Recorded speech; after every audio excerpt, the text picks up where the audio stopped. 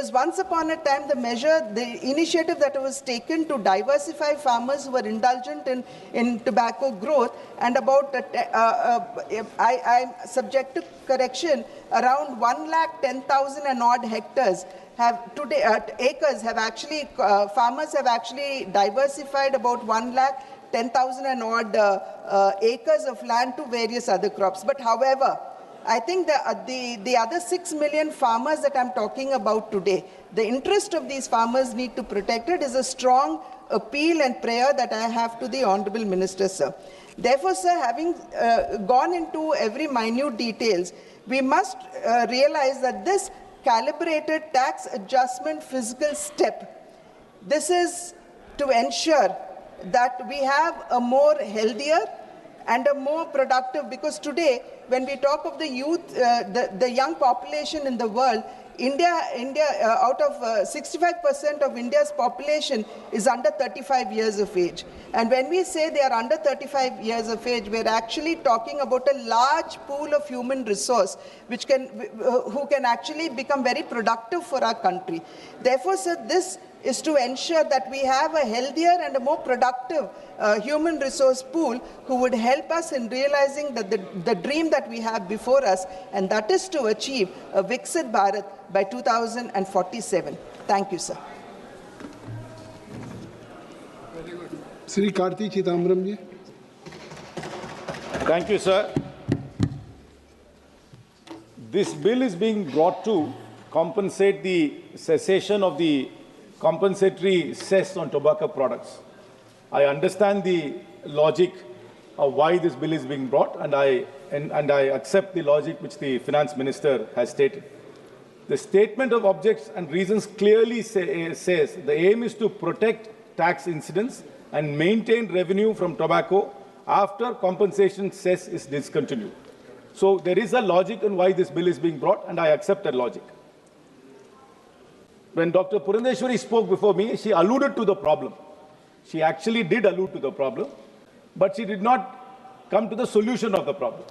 The problem is, as she rightly said, we have 1.35 million deaths in India because of tobacco use. In fact, 27% of all cancer cases is because of tobacco. Young people, the age between 13 and 15, 8.5% of them use tobacco products. The economic loss for our country because of the use of tobacco is nearly 2 lakh crores annually. So tobacco has a huge cost on this nation. I'm not suggesting that we ban cigarettes. I mean, that never works. Prohibition never works. I know this government is sometimes very fond of banning things. I'm not suggesting we ban anything. Banning will never work. It only push things to the underground market, to the black market, and people who are addicted will somehow find a way to get it. In fact, there is a contrary thought when every time we see when these spurious liquor cases happen in India, why are people consuming spurious liquor? It's a little contrarian and might be even controversial what I say. It is because regular liquor is not affordable, they go and buy spurious liquor, which is cheaper. So by thinking that by increasing prices on sin products like tobacco products, you will actually lower consumption is wrong. What will happen is this will go into there'll be spurious manufacturers. People will find alternatives. I'm not suggesting you lower taxes, but I'm saying that by increasing taxes, if you think you're going to lower consumption, that doesn't work at all. In fact, we really need to think this very, very carefully, sir.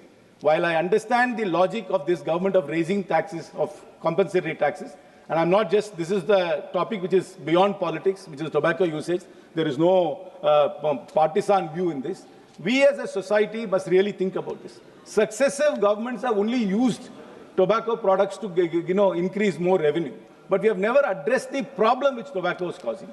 As Dr. Purandeshwari said, there are 6 million farmers who are cultivating tobacco. There are 20 million laborers who are working in these tobacco lands. And there are more than 35-40 million people who are involved in the industry. We are not thinking of how to move them to other sectors. No government has come up with any plan on how to migrate farmers from tobacco to other crops. What will people involved in the tobacco industry, can they be migrated to another industry? What are we doing to reduce consumption of tobacco. We don't think of all that. While we say it is bad, we keep taxing it, we keep getting more revenue, but we never really address the problem. And just by raising taxes on it, if we think we're going to reduce consumption, that's also not going to happen. So I think its time has come for us. And successive governments have failed. I'm not ever only pointing at this government. No government has come up with anything holistic to stop or to reduce tobacco usage. What are we going to do to reduce usage of tobacco? How do we discourage people from using tobacco?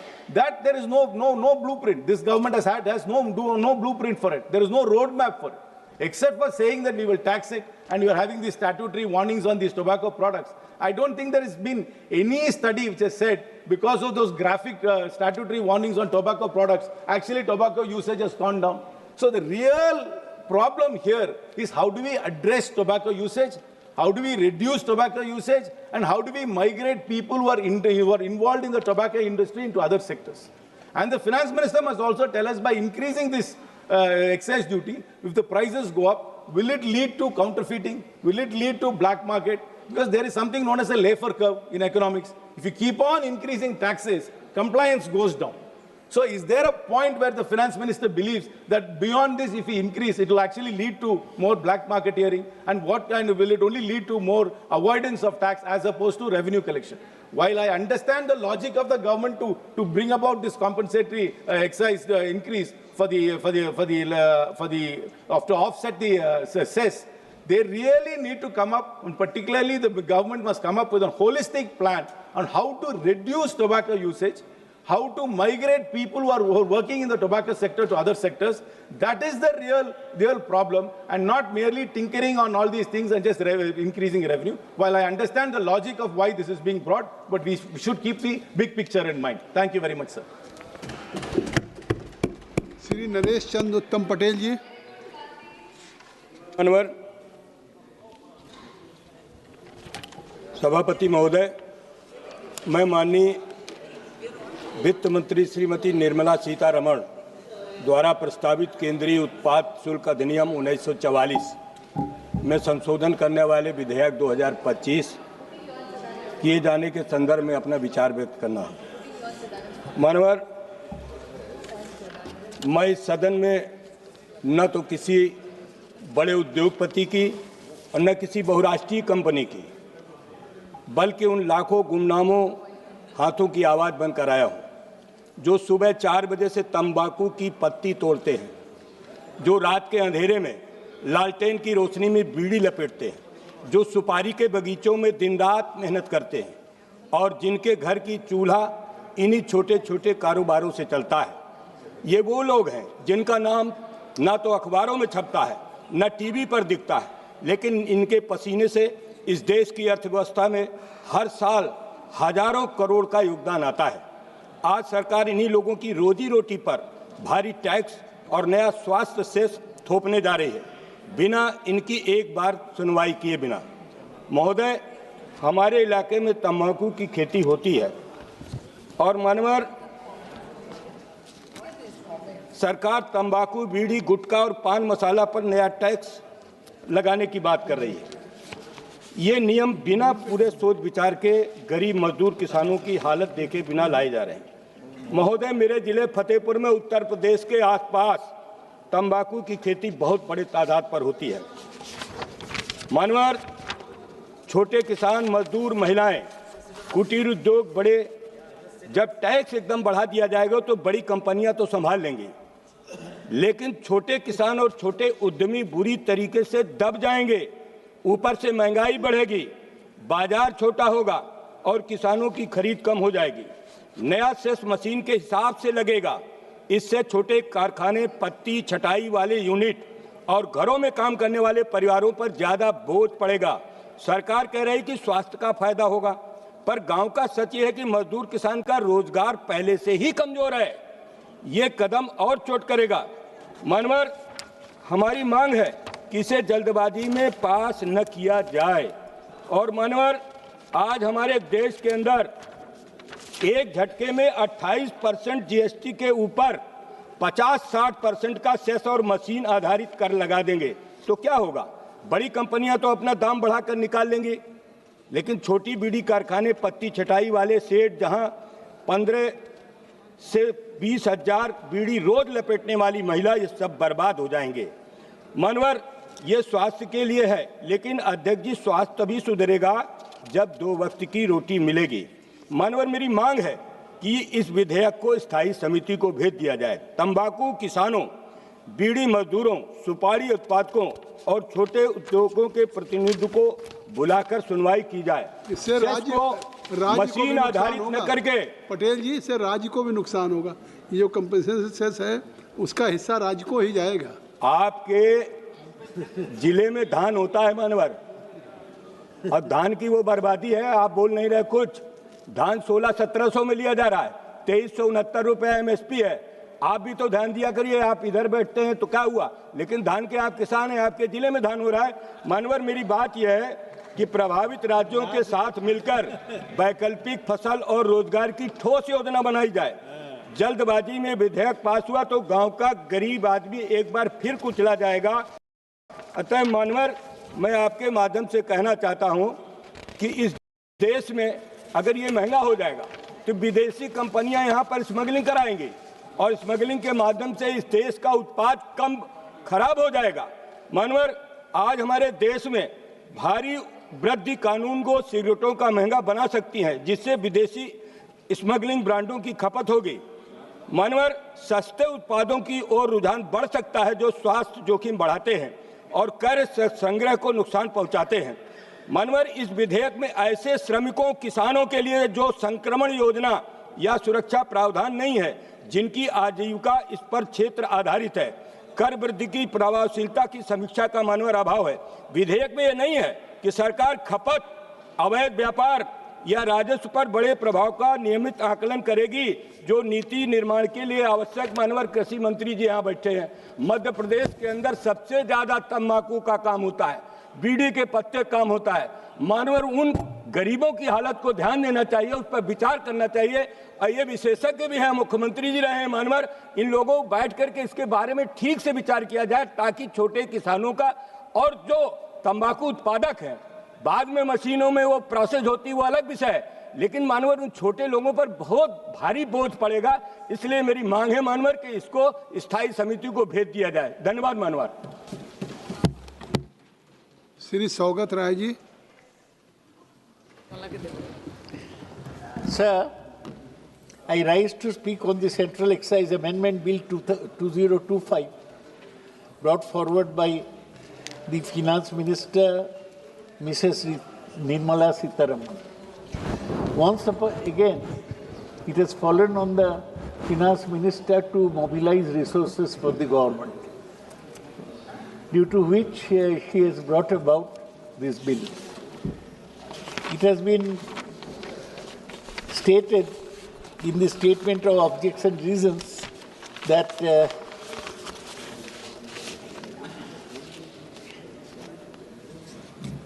with the GST, Central Excise Act was repealed by Section 174 of Central GST Act, accepting respect of goods listed under entry 84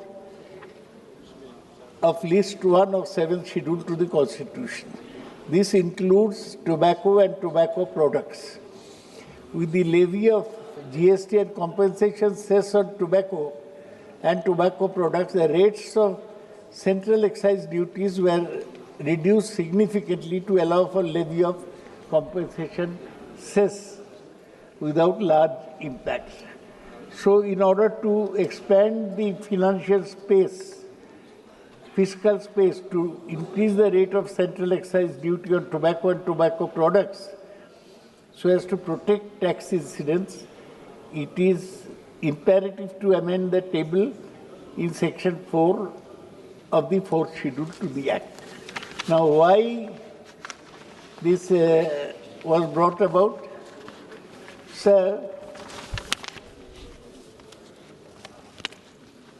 products such as cigarettes, cigars, hookah, tobacco, chewing tobacco, zarda and scented tobacco currently attract 28% GST, plus a hefty compensation cess that varies by product and in some cases goes as high as 290%.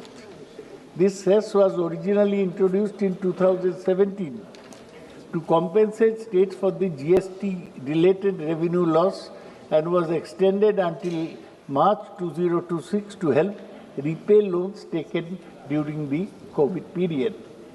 With loan repayments expected to be completed. So this will be completed by December. Compensation cess will cease. To prevent a sudden fall in tax incidence on tobacco, government plans to replace the cess with a new central excise duty. The bill seeks to give the government the fiscal space to increase the rate of central excise duty on tobacco and tobacco products so as to protect tax incidence according to the statement of objection reasons. The change aligns with the GST Council's September decision to discontinue the compensation cess on all goods except tobacco and transition to a two-rate GST structure while reserving a 40% slab for ultra-luxury and thin goods. Now, if enacted, this bill will replace the GST compensation cess on tobacco with a central excise duty. Allow the center to revise excise rates to match current local total taxation levels, ensure revenue neutrality by keeping the tax burden on thin goods. Thin goods, as you know, costly cars and all that, unchanged. Create a permanent taxation structure instead of temporary cess and maintain tobacco under the highest GST bracket of 40% once the rationalized slabs take place. In any case, we are opposed to cess because cess is wholly consumed by the central government. The states do not get any part of it. Now, under the new law, this will replace the GST compensation cess on tobacco with the central excise duty.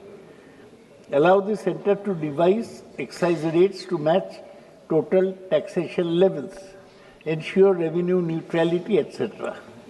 Now, there are two bills. After this will come the bill on pan masala, which the minister, for her own reasons, pan masala tax will be helping both health and defense, national security. What I'll discuss that when that bill comes up. Now, this will ensure the total tax incidence on tobacco and pan masala remains unchanged, replace the compensation cess with a permanent excise duty, introduce a new machine capacity cess on pan masala to bolster public health, prevent revenue loss to the center once the compensation cess ends, which will end by the end of this year. This bill will formally extend the compensation cess on tobacco products such as cigarettes, cigars, chewing tobacco, and zarda. The central will gain authority to impose and revise a new central excise duty on tobacco under the amended Central Excise Act 44. The aim is to keep the overall incidence of tobacco, currently a mix of GST and compensation cess, at the high level, even after the cess expires. Now, what was the logic behind compensation cess? It was an additional charge. Compensation cess was levied on certain goods and services in India, designed to compensate states for potential revenue losses following the implementation of the GST, while largely merged into the new GST slabs. As of September 2025, it continues to apply to tobacco and tobacco-related products. So the purpose was to protect revenue for manufacturing heavy states, which were expected to lose tax income under the consumption-based GST system. The mechanism was revenue collected from the cess was put in a dedicated fund and disbursed to states based on a formula that projected 14% annual growth. Goods covered originally applied to luxury and thin goods, including luxury cars, aerated drinks, coal and tobacco products. The 56th GST Council meeting, it was a very important meeting, streamlined the tax structure, leading to the cess being integrated into a new consolidated GST rate for most luxury and thin goods. For example, luxury cars and aerated drinks are subjected to 40% GST, which includes the cess component. Now this cess is extended till March 31, 2026, but is solely focused on repaying loans the central government took during the COVID-19 pandemic. So remaining cess are still subjected to a separate compensation cess in addition to their GST rate. Cess will continue for these items until the outstanding loan and interest obligations are fully discharged. The bill has been introduced in the Lok Sabha. Now the bill in its schedule details the different types of tobacco products, starting with unmanufactured tobacco refuse, which includes sun-cured country tobacco, tobacco for manufacture of BDs not stemmed, tobacco for manufacture of hookah, flue-cured Virginia tobacco. It also includes cigars, cheroots, cigarillos and cigarettes of tobacco or of tobacco substitutes, including cigars, cheroots, cigarillos, cigars and cheroots, cigarettes containing tobacco, other than filter cigarettes, filter cigarettes of length, including length of the filter length being 11 millimeters or actual length, filter cigarettes of length, the length being 11 meters or its actual length. So all this will fall under this. And there are other manufactured tobaccos.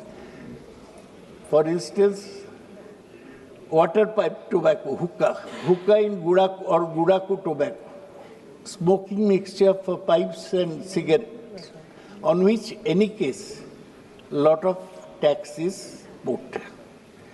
So, as I mentioned earlier, that this has been forced. Government has been compelled because the cess is going and government has to make up the revenue loss. Now, this brings me to the end of my deposition on my submission on the fiscal matter. But here, while speaking, both Purandeshwari ji from the ruling party and Karti Chidambaram from the opposition, they mentioned the moral question of the government depending on tobacco products for its resource mobilization. They mentioned how many people are affected by cancer due to tobacco. I have been a smoker myself. I'm trying to kick the habits because people say that you won't live for 5 years if you can't kick the habits. So if this moral question is before the finance minister, the moral question is before he can become a brand ambassador to create awareness. Whether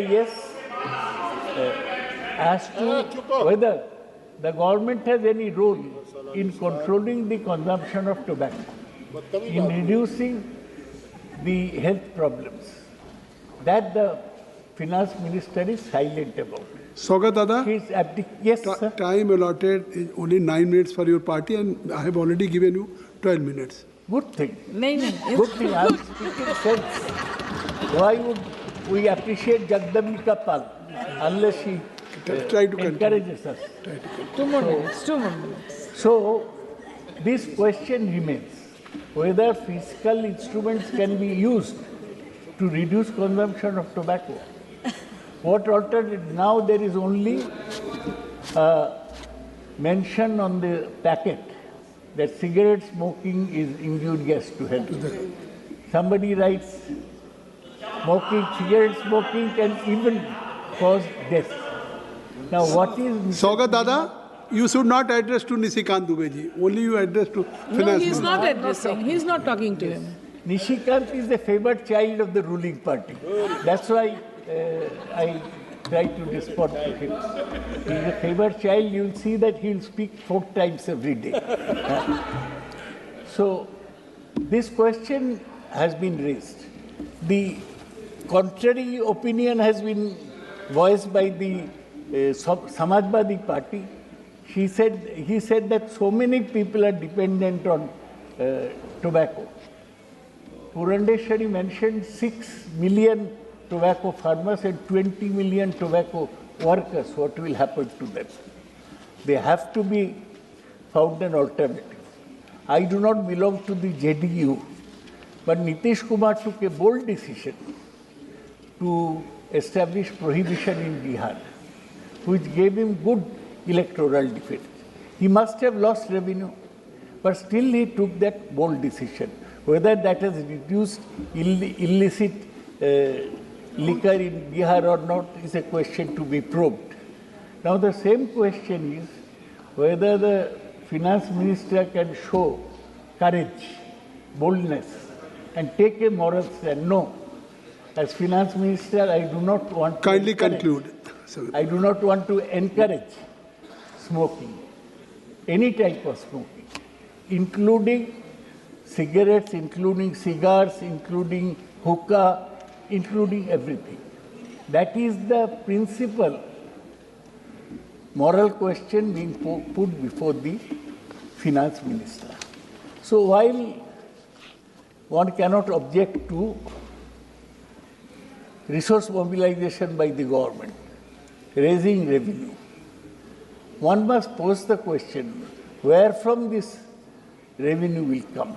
It seems that all governments, whenever there is shortfall in revenue, the taxes indirect encouragement.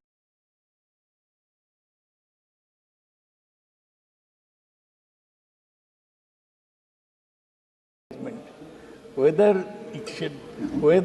increasing price of cigarettes or churros, that has reduced consumption of tobacco. So with this question, I leave it to the finance minister to respond to the moral question raised before her, whether by increasing Thank you, tax, Saugat Raji. the Shri K. Veera Swami ji. finance minister is encouraging or discouraging smoke.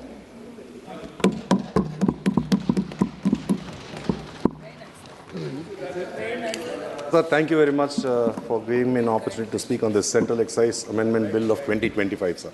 So the Honorable Finance Minister has explained very clearly about the need for this particular bill at this particular juncture, because the GST compensation cess, which has to come to an end and has come to an end, and this taxation has to be adjusted so that the revenue is not going to be lost. Sir, the earlier speaker from BJP, they had highlighted about the diseases that can be caused due to smoking. Apart from the lung problems, I mean like COPD or bronchiectasis or cancers of the lung or oral cancers, you would be surprised to know that not only the lungs, sir, it also affects other organs, like it affects the eye. There is a condition called as tobacco amblyopia, which can affect your vision. And there are also cancers which can happen outside of the lungs, like your pancreas, your urinary bladder, and so there are multiple implications of this, sir. So particularly when it comes to passive smokers are, of course, they are inherently more affected because they are in a confined space. When they have a person who is smoking, they breathe very, very normally, which allows more time for the smoke to settle down into their lungs and create more problems. Sir, so many people had mentioned about the effects and how it should be curtailed and everything. And in fact, the member from Congress, when he had spoken, he said that increasing the prices of the taxes is not going to deter the smoker from stopping smoking, sir. I would like to mention that I have worked as a surgeon in hospitals, and in Tamil Nadu specifically, in southern India, we have a condition called as thromboangiitis obliterans, sir.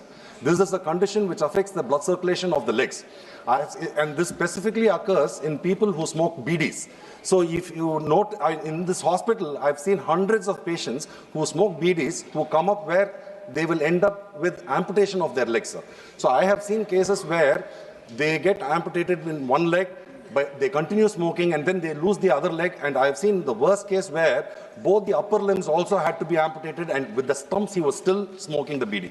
So to say that increasing the price is going to deter people from smoking is an argument which I would definitely not accept, because even though they know that it is harmful for them, they do not have the motivation for doing that, sir. So I would like to bring it to the knowledge of this house, sir, that during the UPA government, they came out with one program for effectively curbing the smoking. They brought a law which made smoking in public places a criminal act. Sir, that has one single act has brought in so much of discipline amongst most of the, almost all places of this country, sir. And this is something which has happened internationally, because I've been traveling abroad, and everywhere the smoking in public has been banned. In fact, I would like to recall that in the Central Hall in the Parliament, there used to be an ashtray, sir. I mean, when I came here, I was told that there used to be an ashtray over there, and members used to be smoking over there.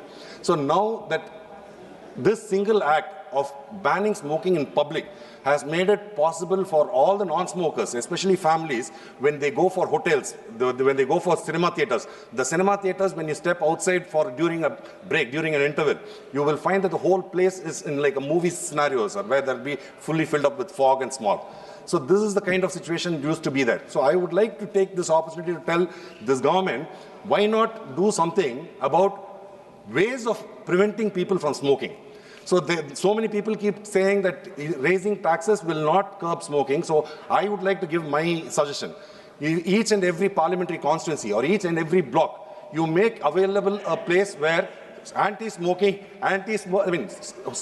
quitting smoking can be initiated. There are several medications, several formulations which are available for. You start that thing, then I will start with me.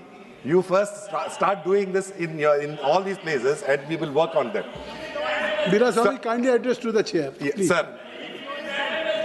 sir, I would only request, sir, we have to understand, everybody has spoken about the ill effects of smoking, sir, and the amount of expenditure the nation incurs because of these smokers. It runs into several thousands, if not lakhs of crores. So I feel that investing back on our population to make sure that they have a smoke-free life, you should probably set up centers in each and every parliamentary constituency or in each and every block, where you say that you will be giving free medications for people who are motivated to stop smoking.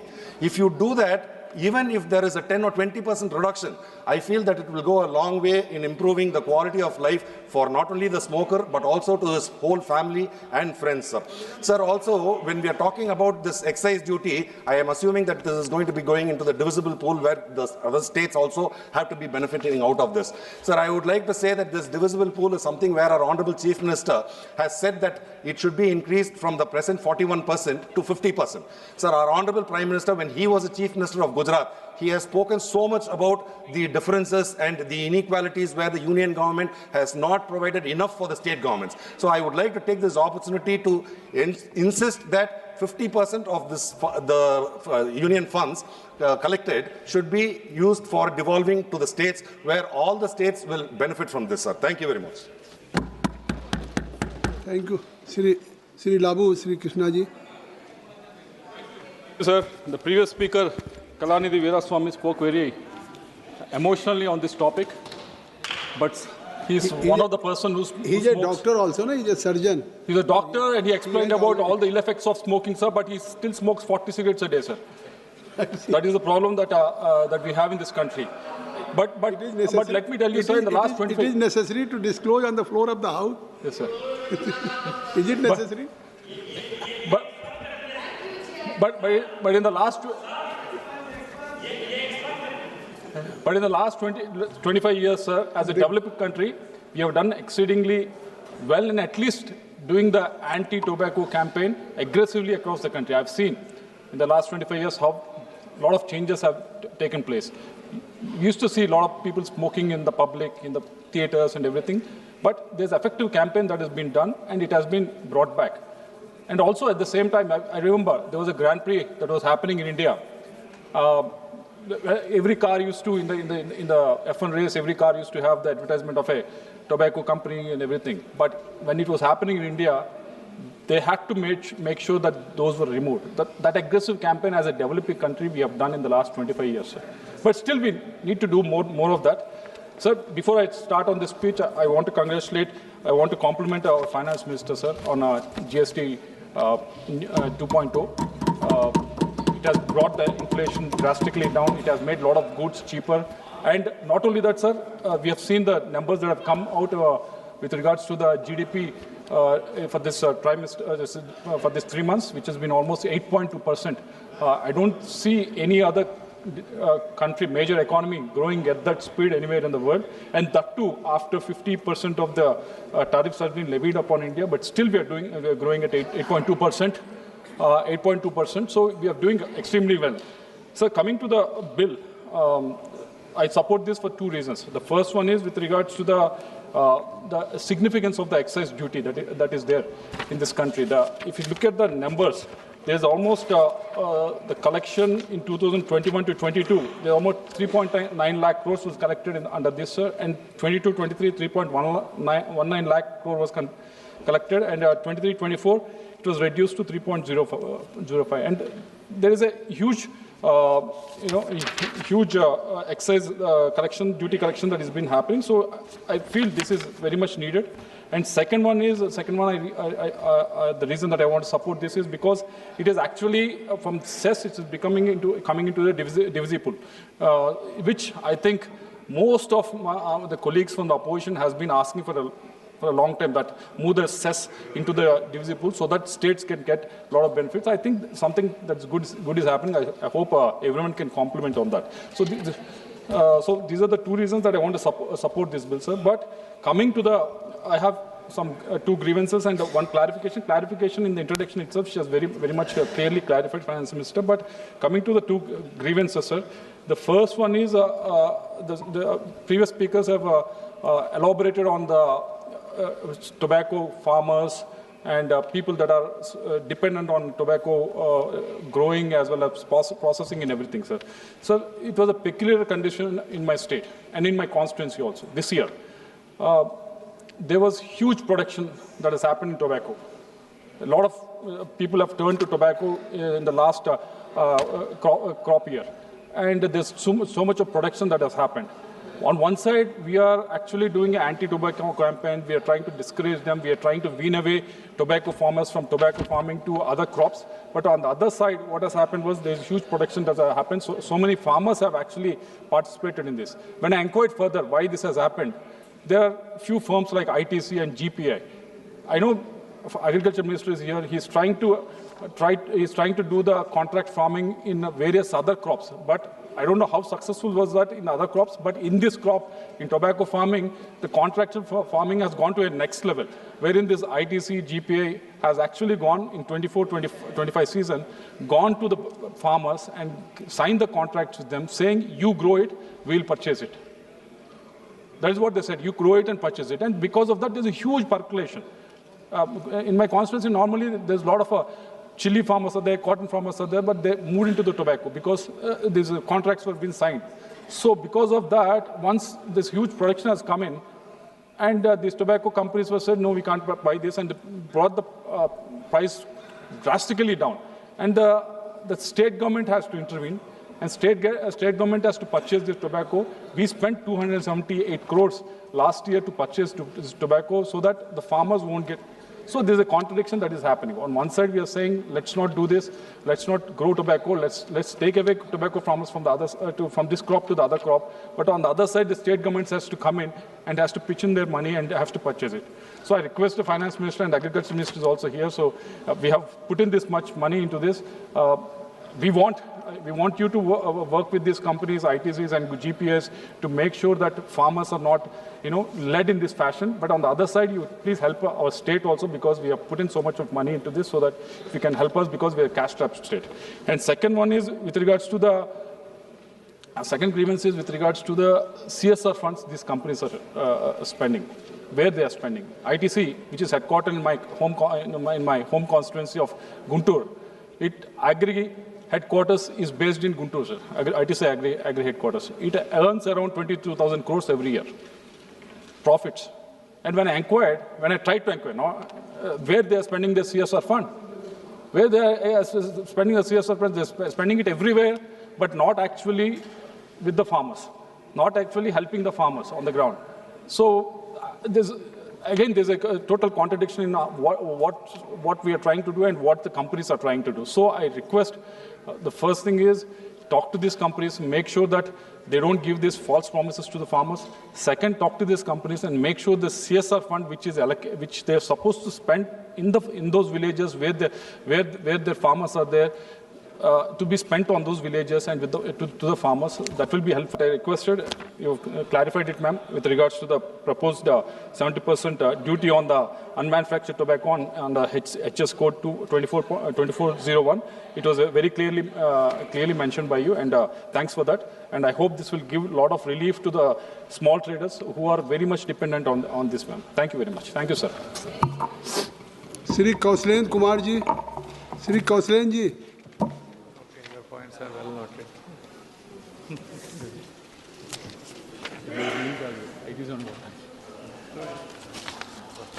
सभापति महोदय, आपने मुझे केंद्रीय उत्पाद शुल्क अधिनियम संशोधन विधेयक 2025 पर सदन में चर्चा में भाग लेने की अनुमति दिया, बहुत बहुत धन्यवाद।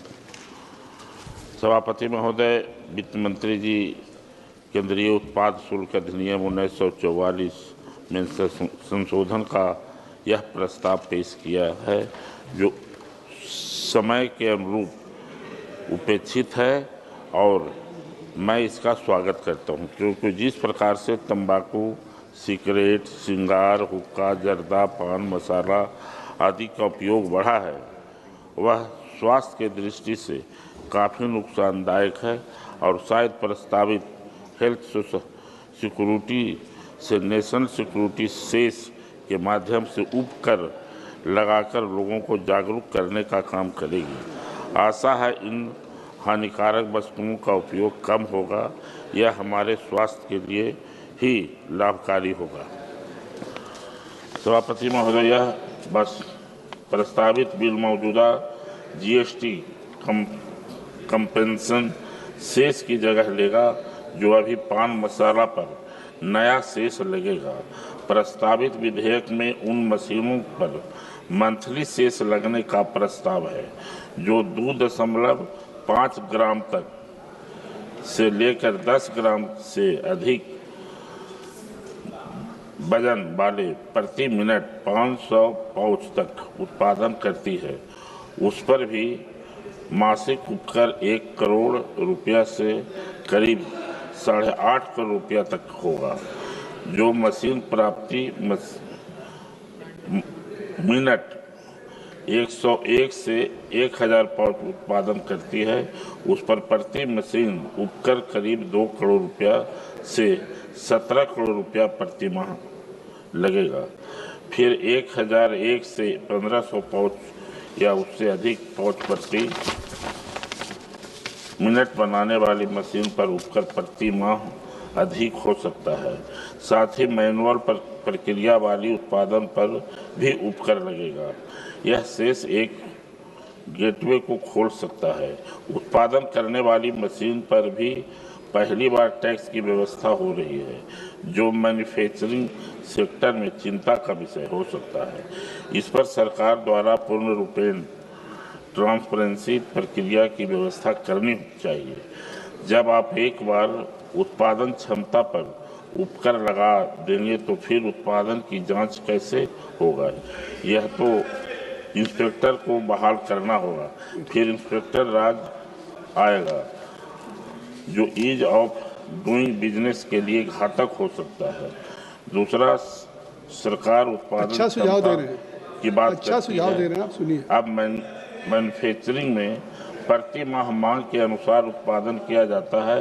अब जब मांग कम होगा तो स्वतः उत्पादन में कमी आएगी, किंतु उपकर तो दोनों ही होगा, जो कि उत्पादक के लिए हानिकारक होगा। सभापति महोदय, वैसे ही जैसे जीएसटी कानून बनाने के समय वर्ष 2017 में शेष लगाने के लिए मात्र 5 सालों का निर्णय लिया गया था, जो कोरोना के कारण वर्ष 2026 मार्च तक बढ़ाया गया था। अब फिर इस प्रकार का टैक्स तो अतिरिक्त बोझ हो सकता है। वैसे भी इस शेष से राज्यों को अलग रखा गया है। आशा है माननीय मंत्री जी अपने जवाब में इस पर विस्तृत जानकारी सदन और देश की जनता को देने का काम करेंगी। जैसी जानकारी मुझे है कि दिसंबर में राज्य सरकारों को मुआवजा देने के लिए कर्ज पूरा चुका दिया जाएगा और 2026 के समय सीमा के अनुसार शेष समाप्त किया जाना चाहिए, किंतु प्रस्ताव ने नए सेस और नए एक्साइज ड्यूटी लगाने का रास्ता खोल दिया है। माननीय मंत्री जी द्वारा प्रस्तावित केंद्रीय उत्पाद बिल 2025 का समर्थन करता हूं। बहुत बहुत धन्यवाद।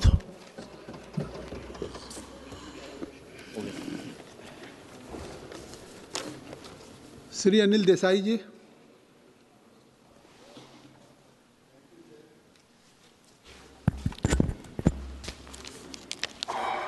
Central Excise Amendment Bill 2025, presented by Honorable Finance Minister Nirmala Sitharaman ji in this House, that is being discussed, and various speakers till now they have spoken on different subjects. The basic idea, or as it is given in the objects and reasons of the bill, that goes as per that compensatory cess which was being applied hitherto, that will discontinue, and in place of that, naturally, that excise duty will be applied and the tax incidence will be taken care of. No one in this House, I think, would support that tobacco and its products be encouraged for human consumption.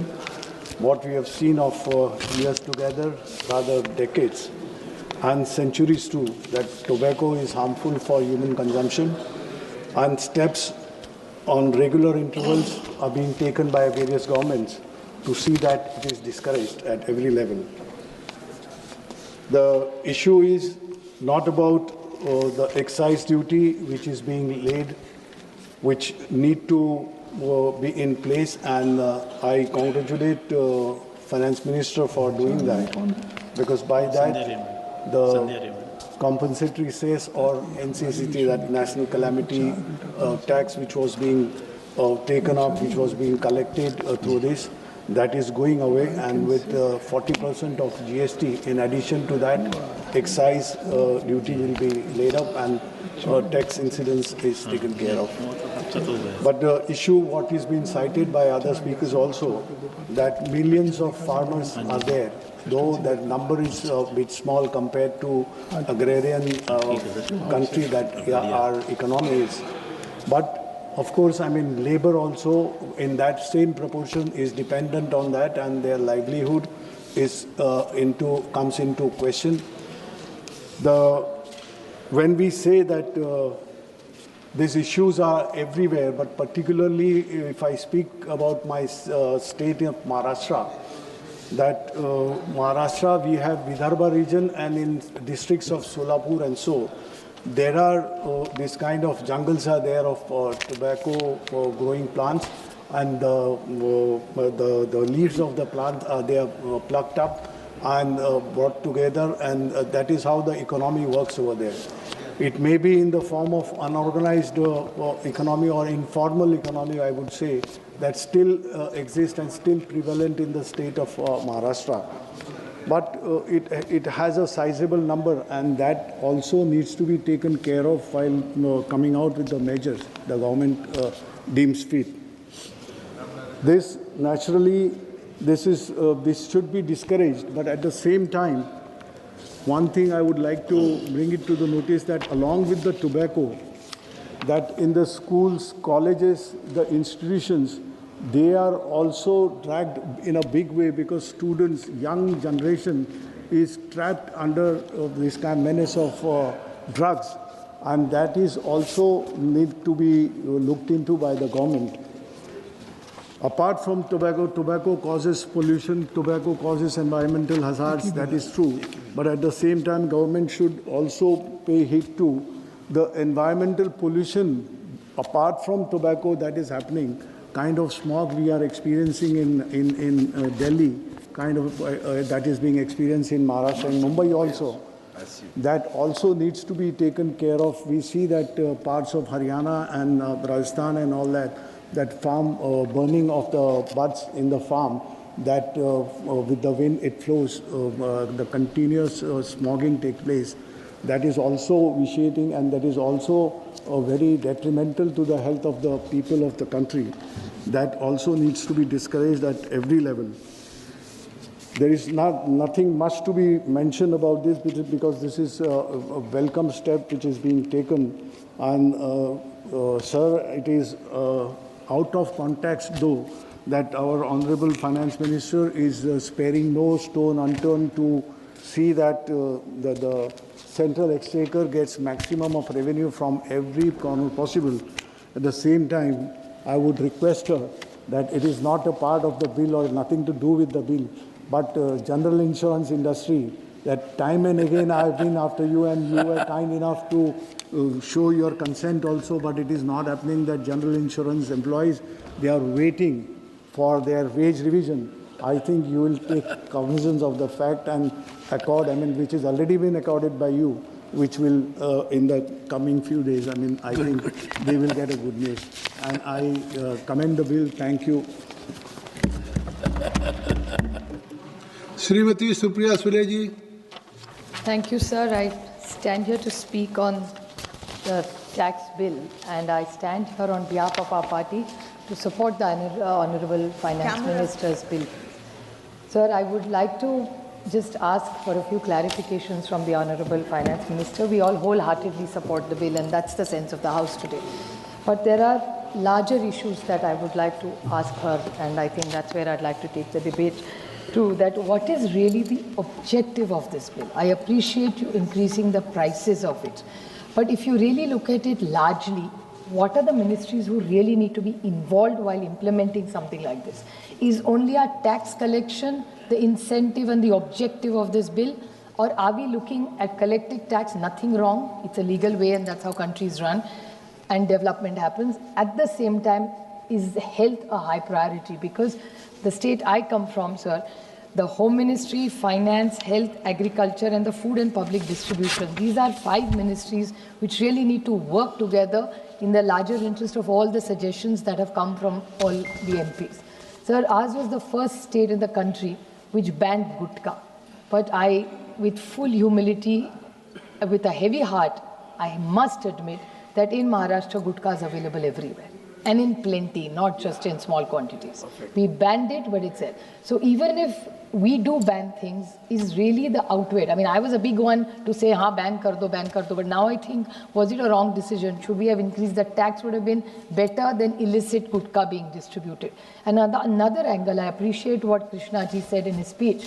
He made a lot of issues about ITC, the development, the CSR, but I would like to add a small point to that, sir, that in all these products, like using gutka or any tobacco products, they are not allowed to advertise.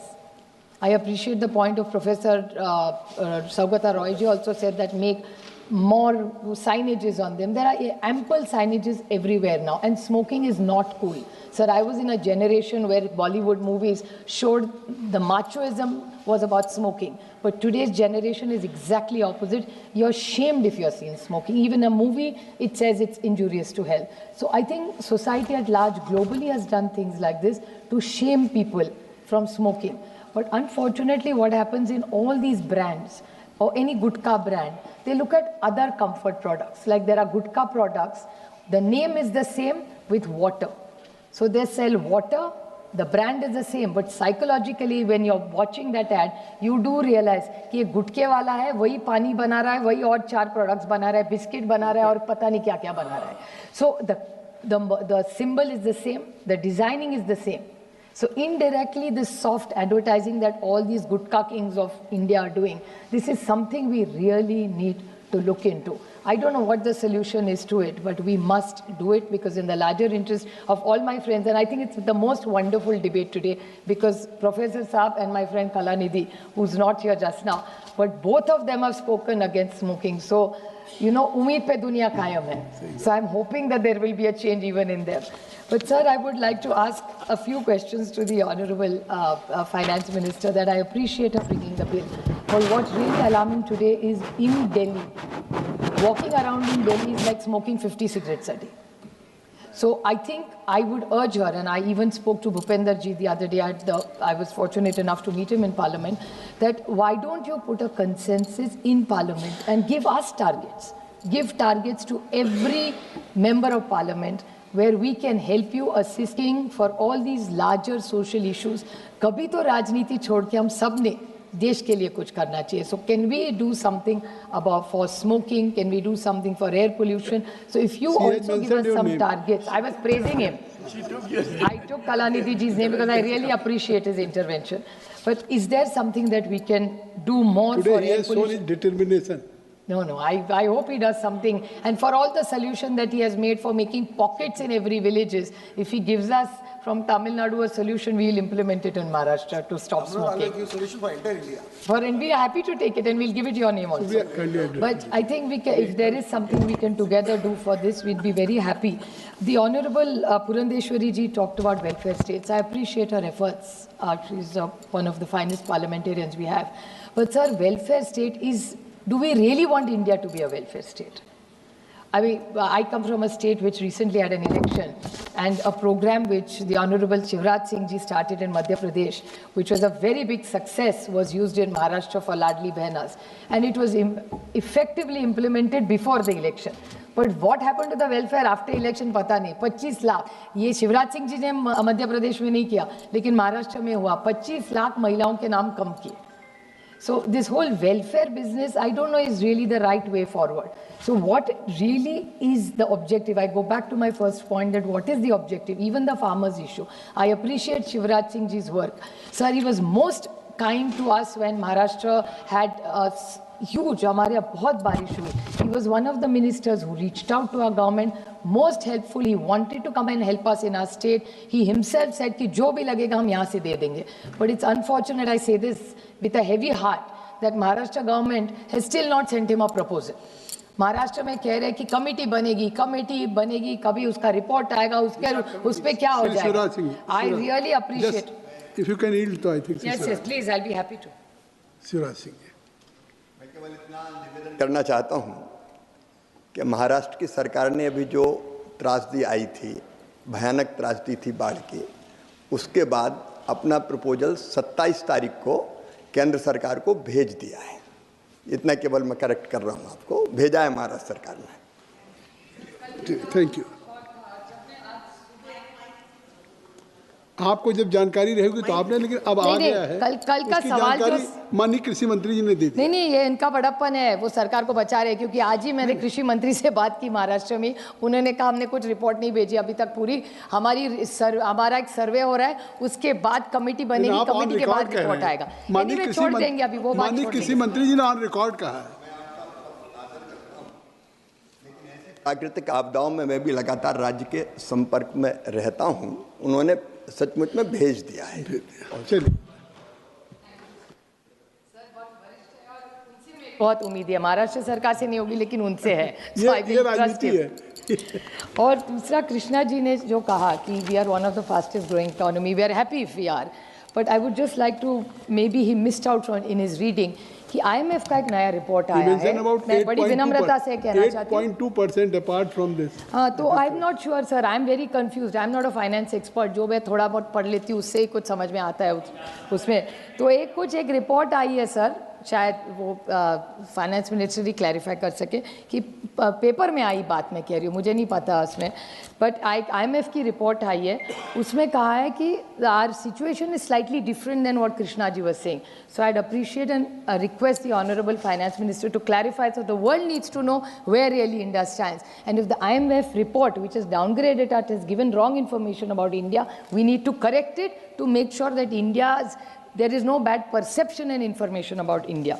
So I think this is the limited point. I don't think we have any more suggestions to make, but we appreciate the efforts. Your time was only 3 minutes, but you spoke more than 8 minutes. Sir, you are very kind to me or overindulging me. Thank you, but I will support the bill wholeheartedly, and I hope the objective is very clear, to reduce smoking and make sure the tobacco farmer doesn't get hurt. We can always find it. Shivraj Singh ji, zarur uske liye kuch acha karenge. Thank you, sir. Thank you, Supriya. Good debate is going on. Sri Ravindra Vaikar ji. Sri Ravindra Vaikar ji. धन्यवाद सभापति महोदय. Central excise संशोधन विधेयक 2025, मैं आपका हृदय से आभार व्यक्त करता हूं कि आपने मुझे देश की अर्थव्यवस्था और जन स्वास्थ्य से जुड़े एक अत्यंत महत्वपूर्ण विधेयक सेंट्रल एक्साइज संशोधन विधेयक 2025 पर अपनी बात रखने का अवसर दिया.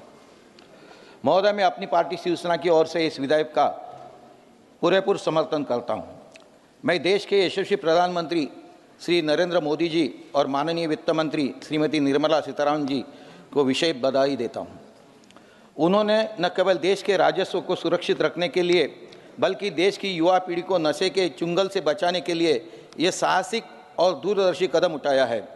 GST और इनकम टैक्स रिफॉर्म्स के बाद ये एक और ऐतिहासिक सुधार यानी रिफॉर्म है जो विकसित भारत और स्वस्थ भारत की नींव को मजबूत करेगा. सभापति महोदय, जैसा कि हम जानते हैं, GST लागू होने के बाद राज्यों के होने वाले नुकसान की भरपाई के लिए GST सेस कॉम्पेंसेशन लगाया गया था. अब जब ये सेस समाप्त होने जा रहा है तो ये आशंका थी कि तंबाकू उत्पादनों पर टैक्स कम हो जाएगा और देश के राजस्व को भारी नुकसान होगा. साथ ही कीमतें कम होने के इसका सेवन बढ़ सकता है. लेकिन सरकार ने बड़ी सूझबूझ का परिचय दिया है. इस विधेयक के माध्यम से सेंट्रल एक्साइज एक्ट 1944 की अनुसूची 4th शेड्यूल में संशोधन किया जा रहा है.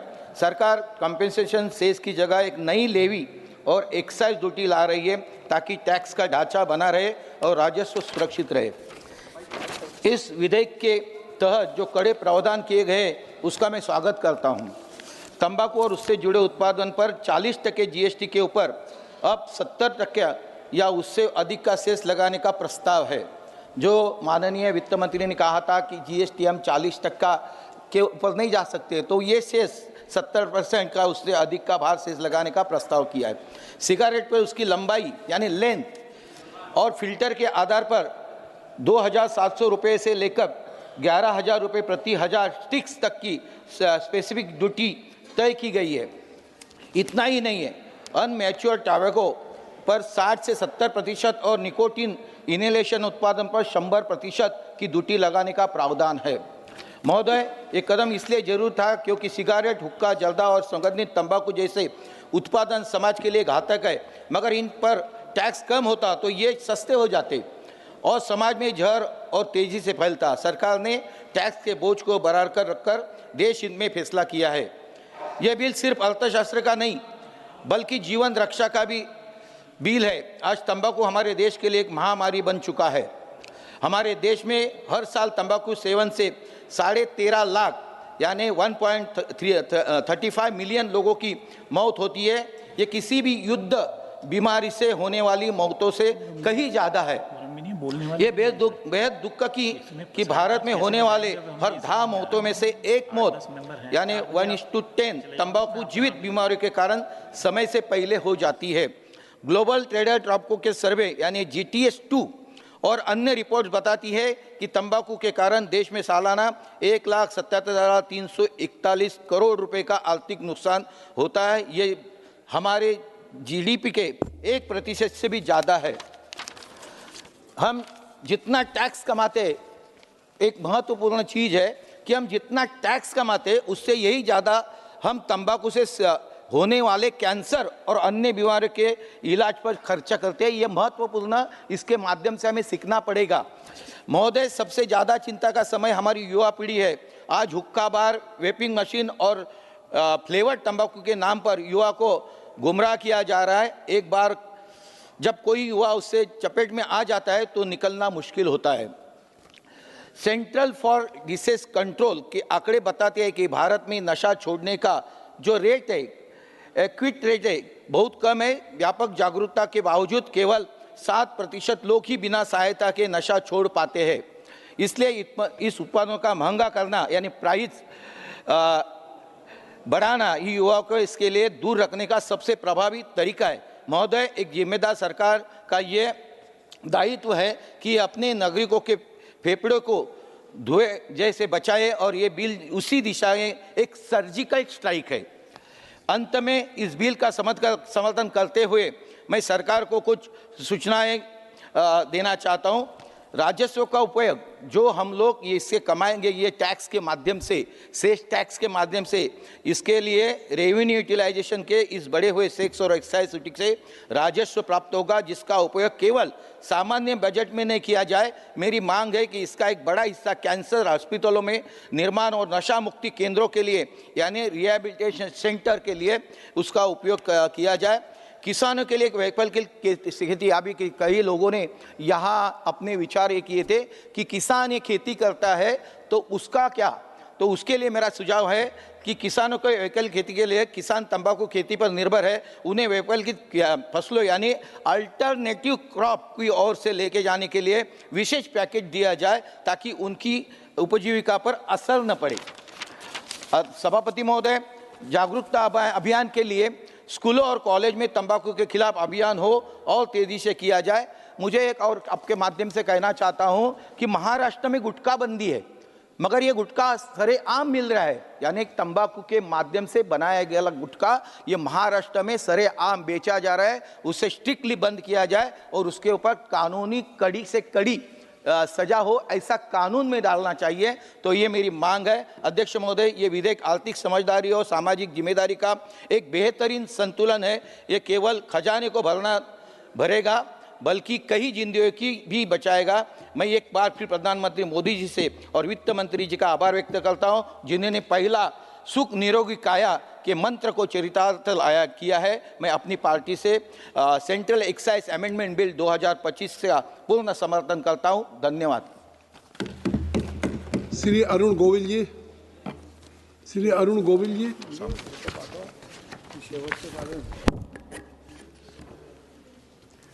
माननीय अध्यक्ष महोदय और सदन में मेरे साथियों, जय श्री राम। मैं सेंट्रल एक्साइज अमेंडमेंट बिल 2025 का पूरा समर्थन करता हूं और आज मैं इसके समर्थन में इसलिए खड़ा हुआ हूं कि मैं खुद पिछले 50 साल से टोबैको फ्री हूं कंप्लीटली। मुझे याद है रामायण से पहले I used to be a chain smoker.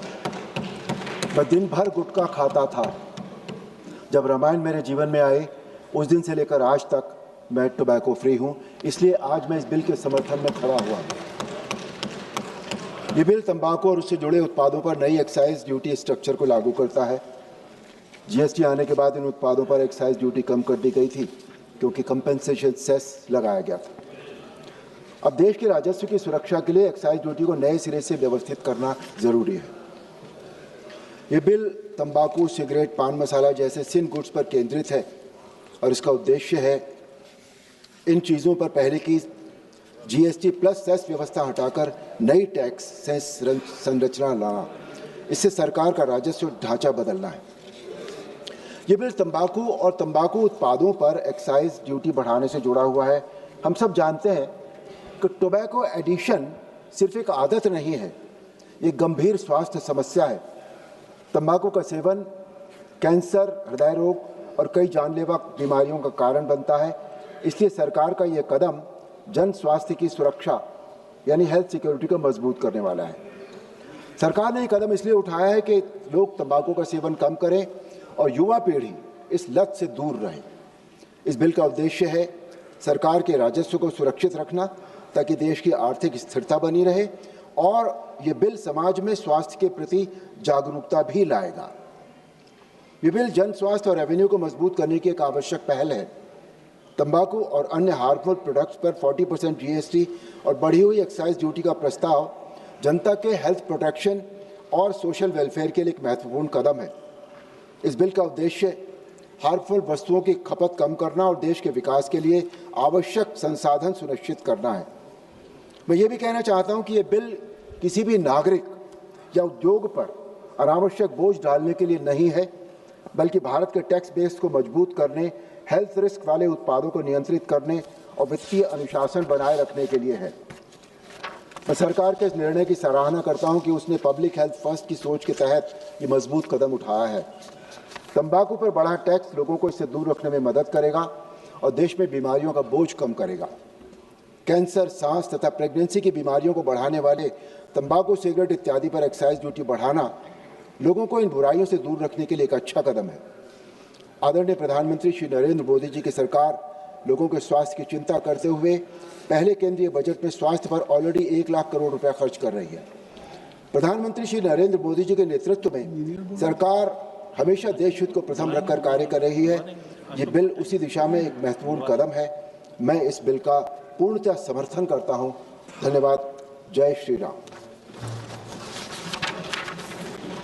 Shri Shashikant सैंथी ji.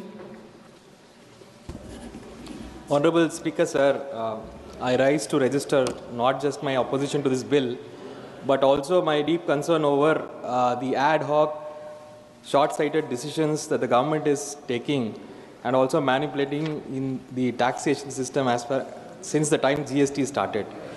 The Central Excise Amendment Bill 2025 is another example, sir. The government is in the habit of taking ad hoc decisions, non-participative decisions, and then compensating for its own problems and pretending to rescue the nation by introducing more and more bills. Sir, let us be very clear. This bill is not about public health. Neither it is about national security. It is about filling the fiscal hole, basically created by the government's own failed GST implementation and its irresponsible borrowing. Speaker, sir, the government introduced GST with fanfare, saying that we will have one nation, one tax. Since the day it has been introduced, it has been one nation and constant confusion. For 8 long years, the government failed to manage GST revenues transparently, share it in time with the states, and created a lot of problems for the states. The so-called compensation cess, which was actually proposed for only 5 years, became a never-ending burden, primarily because of the government's center's failed attempt to protect revenues, and also the reason it took massive loans, and then using the compensation cess to pay its own debts. And today, instead of admitting that the GST has been riddled with design flaws, technical failures, the government brings an amendment and sells it as a public health reform, which is absolutely, I think, is misleading. Sir, this bill claims to maintain tax incidence, but what it actually does is, it is going back to the pre-GST era. So basically now we will have GST, central excise, and then cess also. So basically all the reform idea which was proposed, I think again we are going to multiple confusions in the GST regime. Sir, so this government has achieved something extraordinary. They are bringing back the pre-GST tax structure. They managed to invent an even more complicated, cumbersome, and oppressive one. Sir, now the manufacturers, especially small-scale and traditional businesses, will be crushed under the compliance requirements.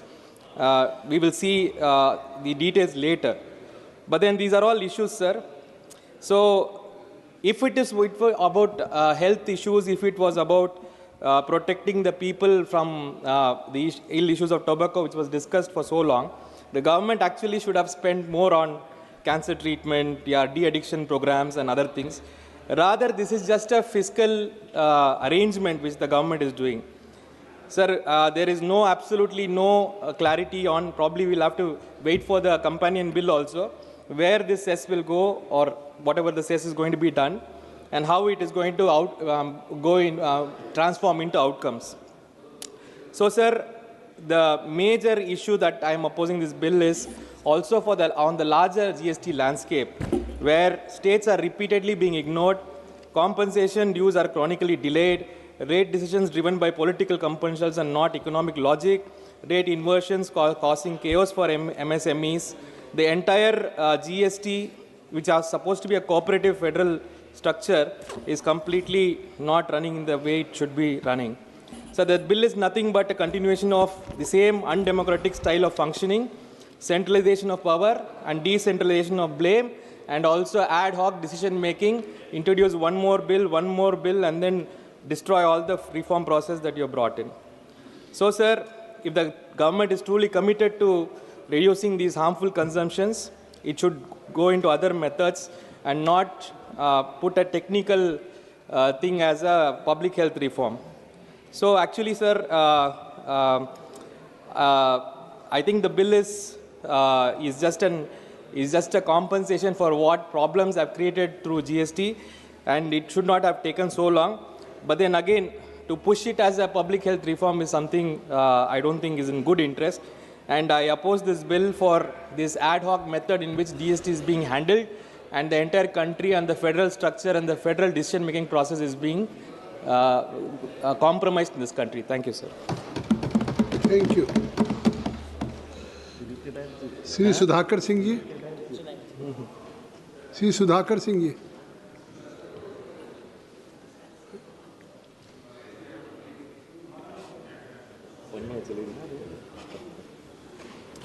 No, sir, job done.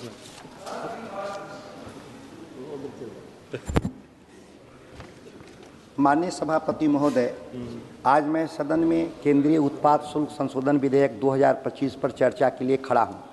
यह विधेयक केवल कर उगाही तक सीमित होता तो बहुत बहस की आवश्यकता यहां पर मैं महसूस नहीं होता, लेकिन बिंदुवार तथ्यों की जांच से बहुत स्पष्ट हो रहा है कि सिन टैक्स की आड़ में ऊंचे कर निर्धारण के क्रम में ग्रामीण अर्थव्यवस्था, रोजगार एवं किसानों की आय जैसे विषयों पर पड़ने वाला असर को अनसुना ही नहीं किया गया, बल्कि बड़े कॉरपोरेट और बहुराष्ट्रीय कंपनियों को बढ़ावा देने वाली नीति साबित होगा। सरकार को यह बिल लाते समय यह ध्यान रखना चाहिए कि बीड़ी, तंबाकू एवं अन्य स्थानीय उत्पाद के उत्पादन में करीब 40 से 45 लाख लोगों को ग्रामीण क्षेत्रों में रोजगार उत्पन्न होता है, जिसमें खास तौर से महिलाओं को अपने घरेलू कार्य के इतर एक आमदनी का वैकल्पिक जरिया हासिल होता है, जिससे अपने और अपने परिवार के लोगों का भरण पोषण होता है। अगर हम बीड़ी जैसे उत्पाद को देखें तो पहले जहां 1000 बीड़ी की संख्या पर 1 से 2 रुपए टैक्स देना पड़ता था, इस संशोधन के बाद 10% टैक्स देना पड़ेगा, जिसके चलते कुटीर उद्योग आधारित उत्पाद महंगे होने के चलते संस्थागत कॉरपोरेशन और मजबूत उद्योग मशीन आधारित उत्पाद प्रणाली के जरिए बाजार पर कब्जा कर लेगी, जिसका दुष्परिणाम हो गया कि छोटे और कुटीर उद्योग बर्बाद हो जाएंगे। साथ ही ग्रामीण क्षेत्रों में महिला रोजगार पर व्यापक असर होगा, जिसकी भरपाई का कोई वैकल्पिक प्रबंध की व्यवस्था इस विधेयक में कहीं से भी दिखाई नहीं देता है। इसके अलावा इस विधेयक से जटिल कर ढांचा और ऊंचे कर लागत से कुटीर एवं असंगठित क्षेत्र के उद्योग, खासतौर से बीड़ी और तंबाकू जैसे उद्योगों को बंद होने से उत्पन्न चुनौतियों से निपटने के लिए इसमें कोई पुख्ता प्रावधान दिखाई नहीं पड़ रहा, जिससे केवल ग्रामीण क्षेत्रों में रोजगार का ही केवल असर नहीं होगा, बल्कि असंगठित क्षेत्र के छोटे कारोबारी दिवालिया भी हो जाने का खतरा मंडराता रहेगा। तंबाकू और पान मसाला पर लगने वाला जीएसटी राज्यों के लिए एक बड़ा आय का स्रोत रहा है। इसकी जगह नए कर ढांचे से राज्यों के वित्तीय प्रभाव क्या होंगे, इसकी चर्चा विधेयक में कहीं नहीं दिखाई दिया, जिसका जवाब माननीय मंत्री अपने उत्तर में देने का जरूर प्रयास करेंगी, क्योंकि उन उत्पादों के सेवन से उत्पन्न स्वास्थ्य चुनौतियों से निपटना राज्य सरकारों के ऊपर एक बोझ के समान होता है। एक तर्क सरकार के द्वारा और यहाँ पर दिया जा रहा है कि ऊंचा टैक्स रेट लोगों के स्वास्थ्य व्यवस्था पर कुप्रभाव को रोकने के लिए किया जा रहा है। हालांकि मेरे अपने अनुभव इस तथ्य को झुठलाता है, लेकिन सरकार इस व्यवस्था से अर्जित अतिरिक्त रकम से किसानों को वैकल्पिक खेती, वैकल्पिक रोजगार एवं तंबाकू उन्मुखीकरण, डी एडिक्शन जैसे कार्यक्रमों में इस्तेमाल की व्यवस्था कहीं पर भी दिखाई नहीं देता, जिससे सरकार की मंशा इससे स्पष्ट हो रहा है। क्या भारत सरकार बिहार, कर्नाटक एवं आंध्र प्रदेश के तंबाकू खेती और प्रसंस्करण में लगे लाखों किसानों एवं मजदूरों के लिए वैकल्पिक खेती एवं वैकल्पिक रोजगार के लिए कोई विशेष प्रावधान का विचार रखती है, या सीन टैक्स की आड़ में केवल कर भार एवं बड़े कॉरपोरेट को केवल फायदा पहुंचाना चाहती है? अतः माननीय मंत्री मंत्री महोदया अपने उत्तर में जरूर इस विषयवार जवाब देने का प्रयास करेंगी। धन्यवाद। Shri M Gurumurthy ji. Thank you, Honorable Chairman, sir, for giving me the opportunity to speak on Central Excise Amendment Bill 2025. Sir, this bill amends the Central Excise Act 1944. Honorable Chairman, sir, after GST in 2017, excise remained only on tobacco and related products, sir. With the GST compensation cess ending as loans are repaid, this bill restores physical space by shifting that burden into core excise, sir. Sir, Article 2, 4th Schedule, Section 4, tariff items 2401 to 2404. The bill replaces the entire tobacco tariff table in Section 4.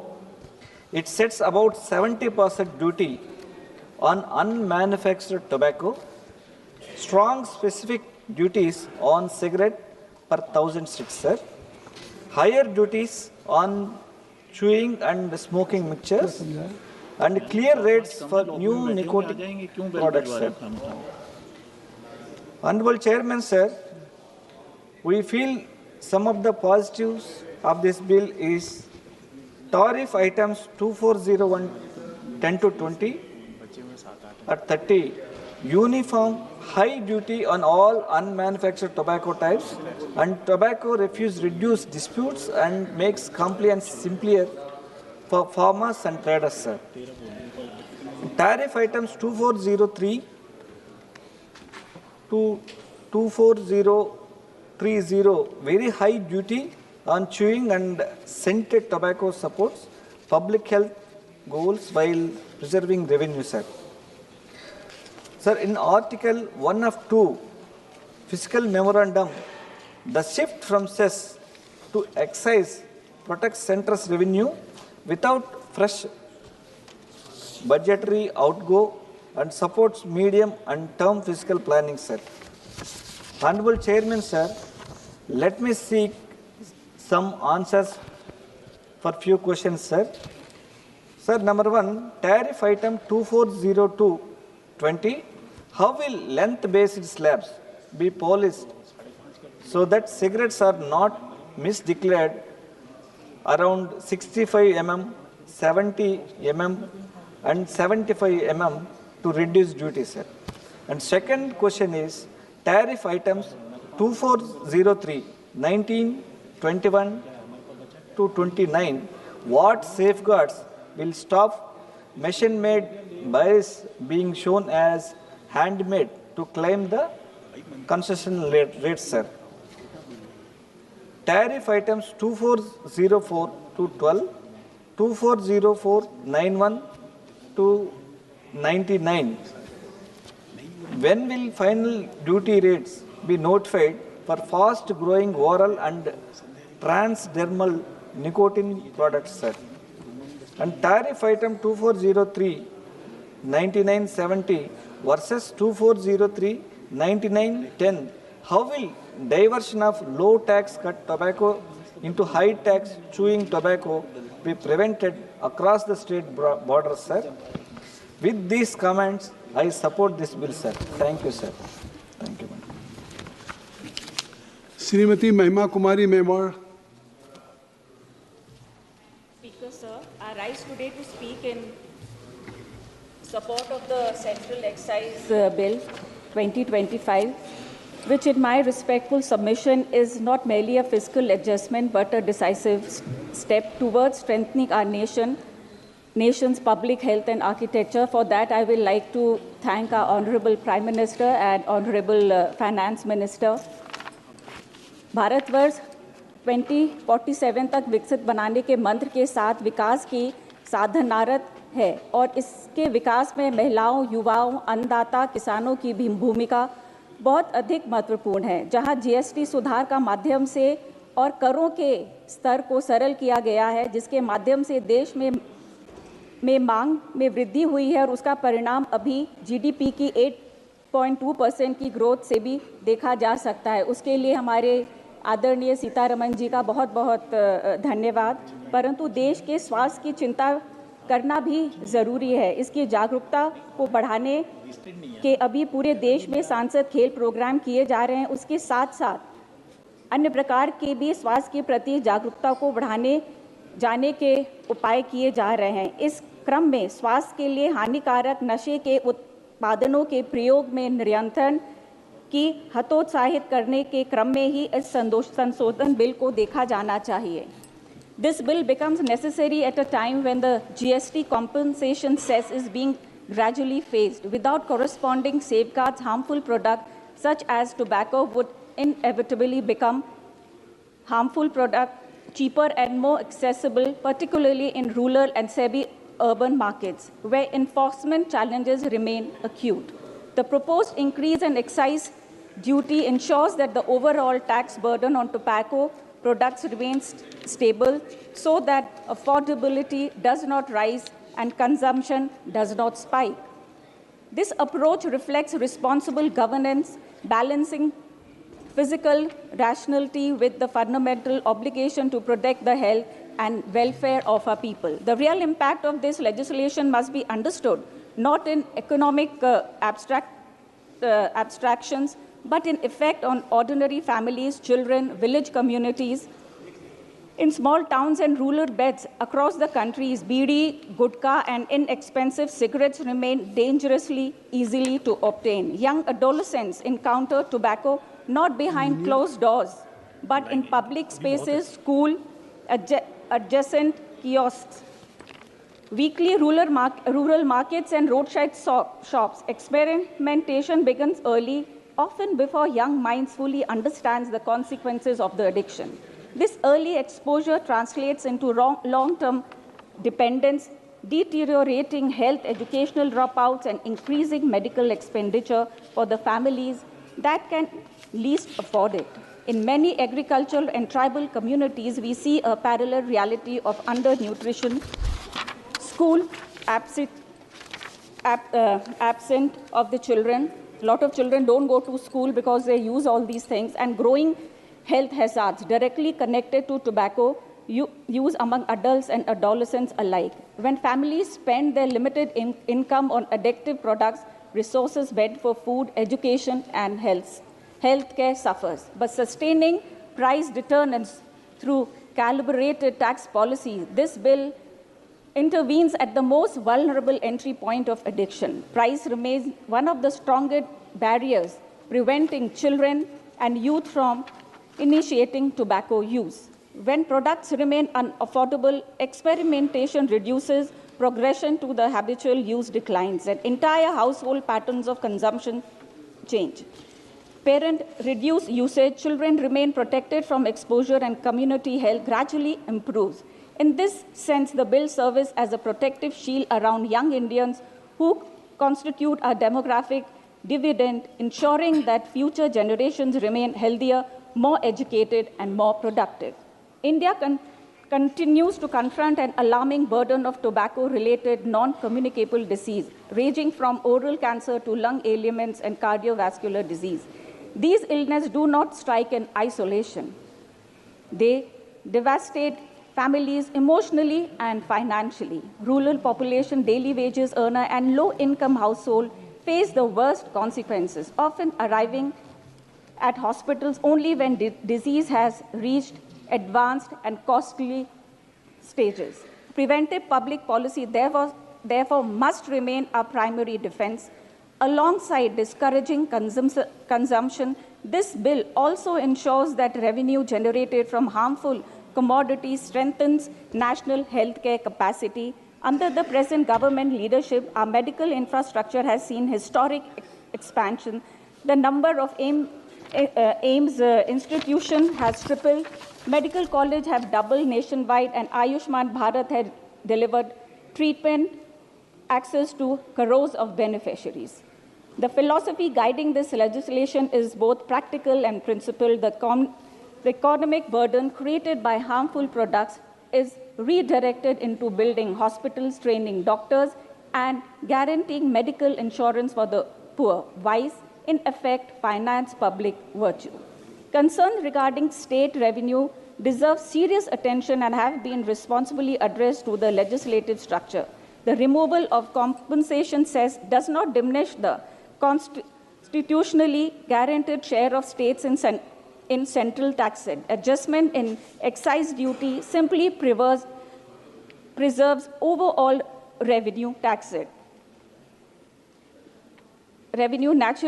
naturality while assuring that pricing deterrence remains intact. State continues to receive 41% of the divisible tax pool as determined by the Finance Commission, and absolute financial devolution under the current government has reached unprecedented levels. This bill does not compromise cooperative federalism. Rather, it aligns physical federalism with public health prioritized by ensuring uniform protection across all regions of the country.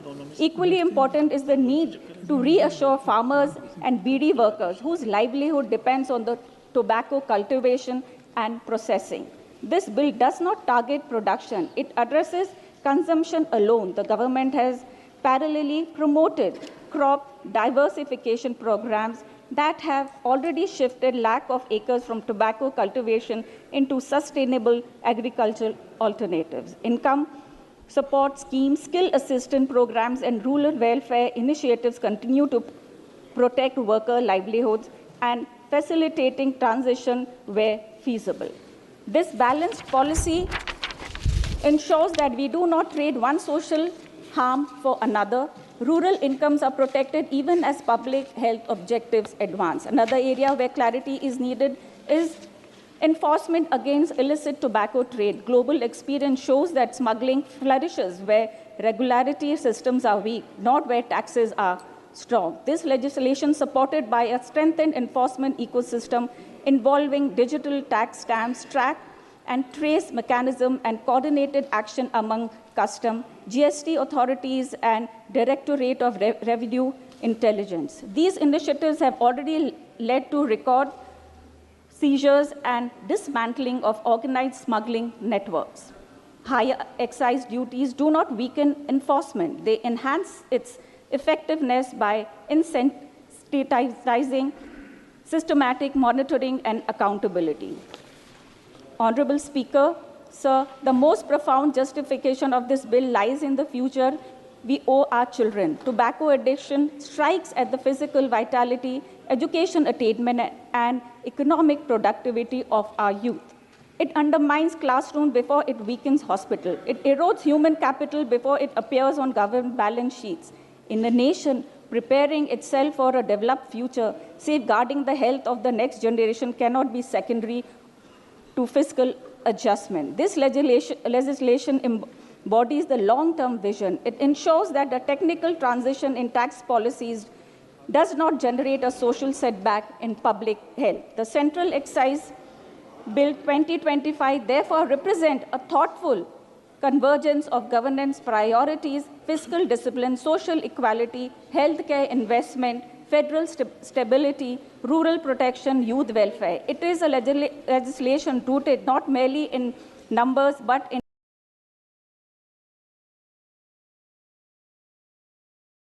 human outcome. By maintaining deterrent pricing of tobacco products, this bill protects children in classrooms, families in village, workers in our towns from avoidable suffering. It stands an example for policy making that prioritizes prevention over welfare of expectancy. With deep conviction, I support the bill and commend it to be the House as a necessary and humane measures in the national interest. I like to say, Supriya ji was saying that we rajniti nahi karni chahiye. We have to work on this together. So I'll say this is something that we have to work together, for the young generation, seeing the condition. And we are talking about Viksit Bharat for 2027. So we all have to work for this together. And I'm there for this bill. And I'll thank my Honorable Prime Minister and my Finance Minister. Thank you. Shri K. Nausakani ji.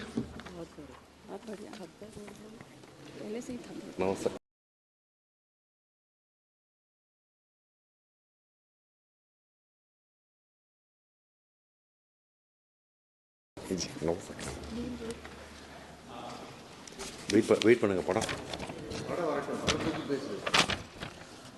நன்றி மாண்புமிகு அவைத்தலைவர் அவர்களே.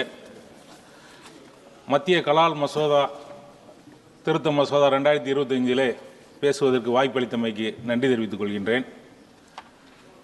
இந்த மசோதா புகையிலை மற்றும் புகையிலை சார்ந்த பொருட்களுடைய வரி உயர்த்துவதை முன்மொழிகின்றது. புகையிலை பொருட்களுடைய வரியை உயர்த்துவதன் மூலமாக பயன்பாட்டை குறைக்குமானால் இந்த மசோதாவை வரவேற்போம். உள்ளபடியே வரியை மட்டும் உயர்த்துவதாக, அதன் மூலம் வருவாயை பெருக்குவதாக மட்டுமே தான் இதில் சொல்லப்படுகின்றது. வளரக்கூடிய தலைமுறையை நேரடியாக பாதிக்கக்கூடிய இந்த புகையிலை பொருட்களுடைய பயன்பாட்டை குறைக்கக்கூடிய, முற்றிலுமாக ஒழிக்க முடியாவிட்டாலும் குறைக்கக்கூடிய ஒரு முயற்சியை மேற்கொள்ள வேண்டும். இந்த மசோதா செஸ் வரி விதிப்பை குறைப்பதன் மூலமாக, அதை எடுப்பதன் மூலமாக அதை ஈடுகட்டுவதற்காக எக்ஸைஸ் டியூட்டியை உயர்த்துகின்றது. ஆனால் மாநிலங்களுக்கு இதன் மூலமாக எந்த வருமானமும் கிடையாது. 2017 ஜிஎஸ்டி அறிமுகப்படுத்தப்படுகின்ற போது மாநில அரசுகளுடைய பெரும்பாலான வருமானங்கள் எல்லாம் ஒன்றிய அரசினுடைய நிதி மேலாண்மைக்கு மாற்றப்படுகின்றது. அப்போது பாதிக்கப்படக்கூடிய மாநிலங்களுடைய வரியை ஈடு செய்வதற்காக காம்பன்சேஷன், இழப்பீட்டு தொகை வரி வழங்கப்படும் என்று வாக்குறுதியை ஒன்றிய அரசு அளித்தது. அந்த காலக்கெடு முடிவடைவதாக, அந்த காம்பன்சேஷன் நிறுத்தப்படுவதாக இந்த மசோதாவில் கூறுகிறார்கள். மாற்று வருவாயை எதுவும் மாநில அரசுகளுக்கு ஏற்படுத்தப்படவில்லை. இப்போது உயர்த்தப்படுகின்ற இந்த வருவாயில் கூட மாநில அரசுகளுக்கு எந்த பங்களிப்பும் இல்லை. மாநில அரசு நிதி சார்ந்த எந்த முடிவுகளை எடுக்க வேண்டுமென்றாலும் ஒன்றிய அரசை சார்ந்திருக்கக்கூடிய அளவிற்கு தள்ளப்பட்டிருக்கின்றது. இன்னும் சில ஆண்டுகளுக்காவது மாற்று வருமானம் வரும் வரைக்கும் மாநில அரசுகளுக்கு அந்த நிதியை வழங்க வேண்டும் ஒன்றிய அரசு. இந்த தொழிலிலே, புகையிலை மற்றும் புகையிலை சார்ந்த தொழிலிலே 40 மில்லியன், அதால் ஒரு 4 கோடி பேர் புகையிலையை விளைவிப்பவர்கள், அந்த பொருள்களை தயாரிப்பவர்கள், விற்பனை செய்பவர்கள் என்று ஈடுபடுவதாக சொல்லப்படுகின்றது. அவர்களுக்கும் மாற்று ஏற்பாடுகளை செய்ய வேண்டும். புகையிலை விளைவிப்பவர்களை மாற்று பயிர்களை விளைவிக்க செய்வது, அந்த தொழிலே ஈடுபட்டவர்களுக்கு மாற்று வேலைவாய்ப்பு, குறிப்பாக நம்முடைய தமிழ்நாட்டிலே பீடி தொழிலிலே லட்சக்கணக்கான தொழிலாளர்கள் ஈடுபட்டிருக்கின்றார்கள். அவர்களுக்கான மாற்று தொழிலை, மாற்று வேலைவாய்ப்பை உருவாக்கி இந்த உற்பத்திகளை எல்லாம் குறைக்க வேண்டும், இந்த பயன்பாட்டை குறைக்க வேண்டும். அந்த வகையில் இந்த மசோதா மூலமாக, வரி உயர்வை உயர்த்துவதன் மூலமாக பயன்பாடு, புகையிலை மற்றும் புகையிலை சார்ந்த பொருட்களுடைய பயன்பாடு குறைக்கப்படுமானால் அதை வரவேற்கிறேன். நன்றி. कोरम नहीं है sir, there is no quorum. Thank you sir, there is no quorum. Shri Ramashankar Rajbhar ji. Sir, quorum के बिना कैसे चला रहे हैं आप? श्री रमाशंकर बात अदा किया है भाई. कोरम के लिए सर, कोरम के लिए आप बैठिए, आप बैठिए. अरे बोल लेने तो भाई है, आप बैठिए. अरे श्री रमाशंकर राजभर, कोरम के लिए बोलिए. कोरम मेंबर का राइट है सर. अरे इनको बोल लेने दो भाई. कोरम, अरे आपका साथी है, बोलने. अरे भाई बोल लेने तो तुम खाना बोल. एक मिनट अपने बोल लिए भाई, बोल. इंस्ट्रक्शन दीजिए. Quorum bell. धन्यवाद सभापति जी. कोरम का बेल दे दीजिए. बिठाइए सर, उनको बिठाइए. आप बैठ जाइए रामाशंकर राजभर जी. राजभर जी बैठ जाइए. माननीय सदस्य ने कोरम का सवाल उठाया, उनका राइट है. एक बार कोरम का बेल बजा दीजिए.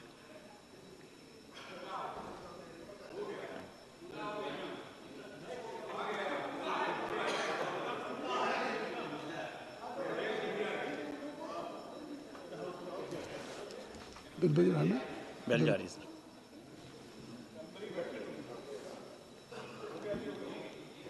ये काउंट करेंगे.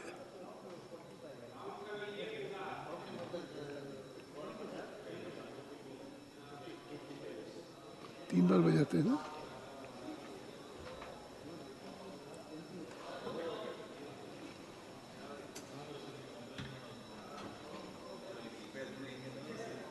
कोरम हो गया सर, बोल दीजिए कोरम हो गया। कोरम पूरा हो गया, इसलिए श्री रमाशंकर राजभर जी।